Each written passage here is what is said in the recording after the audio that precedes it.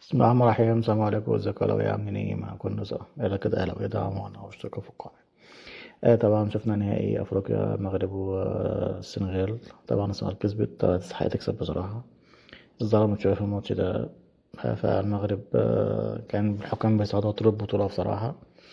آه، بس يعني كانت في كورة الجون اللي جابوا السنغال المفروض الحكم كان يدي الفرصة. لكن الحكم صفر بدري والكورة كانت دخلت الجون، كان في رجع الفار يقول له. لكن ربنا سبحانه وتعالى لما يريد. السنغال تستحق الفوز بصراحة. ساديو ماني عمل مجهود كبير عشان يرجع اللعيبة بعد الانسحاب. فتحية كبيرة جدا جدا لفريق السنغال. وهارد لك لفريق المغرب. يعني بس هو بصراحة فاز من يستحق بصراحة يعني. فمبروك للسنغال ومبروك لساديو ماني. بالتوفيق إن شاء الله بقى الفرقة المصرية إن شاء الله في البطولة اللي جاية. السلام عليكم.